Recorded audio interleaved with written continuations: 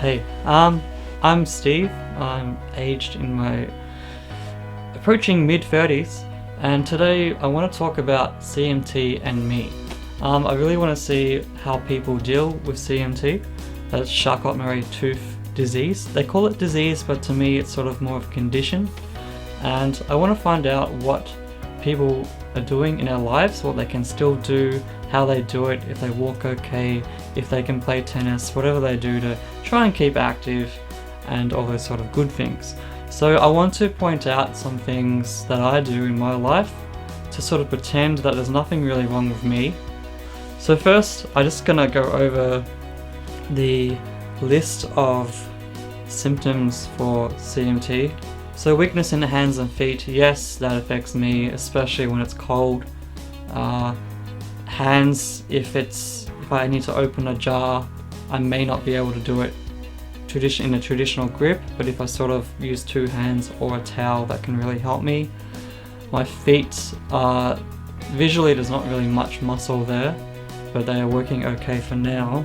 I just walking and I fall and my ankle just rolls. It tends to happen on a change of surface. It can be quite minor. For me, it is something which can just see me sitting down for 5 minutes in pain, or it can leave quite a large bruise and weeks of healing, depending on what happens. But for me, that happens at least a couple of times a year, some kind of major fall. High foot arch, I definitely do have high foot arches. The shape of my feet, the arches are quite high, and the toes on one foot are quite okay, and the other foot they're all quite hammer toes and all squashed up. I can't really run. If I run, it's probably gonna make a top trending video, funny video on the internet for that week if I try and run. I can't run. Like, I just can't run, really. Pretty much I can wear any shoes 99% of the time and I'm fine. I do actually have these old tennis shoes, however, and I've been trying to retire these shoes. That is because they're old and I started to use them as a bushwalking shoe and all that, but they just won't die.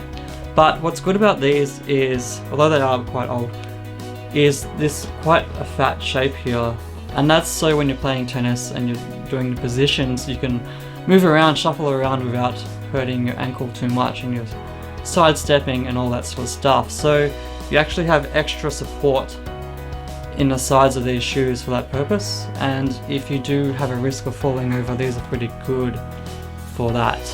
So I do play a bit of tennis myself. I like it. I can hit the ball decently okay most of the time.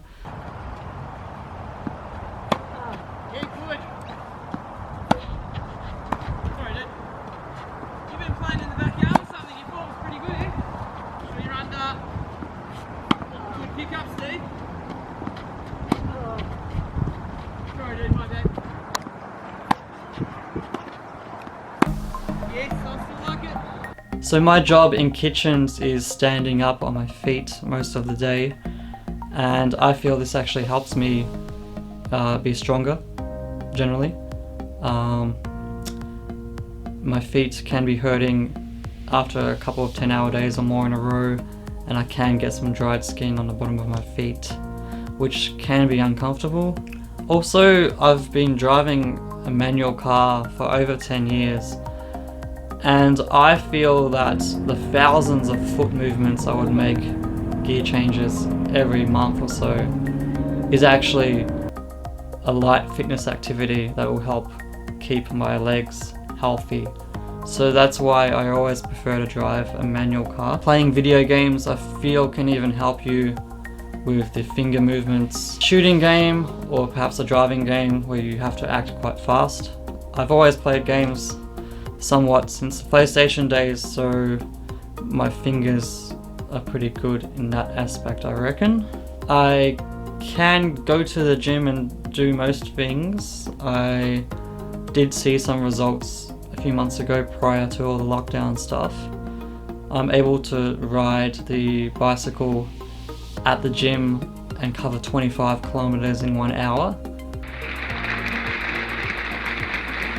So the CMT is from my grandpa, then to my mum, then to me, and I guess I've had it all my life. I started noticing it when I was maybe 5-6 years old. I couldn't run bare feet on the concrete at the pool and things without extreme sensitivity.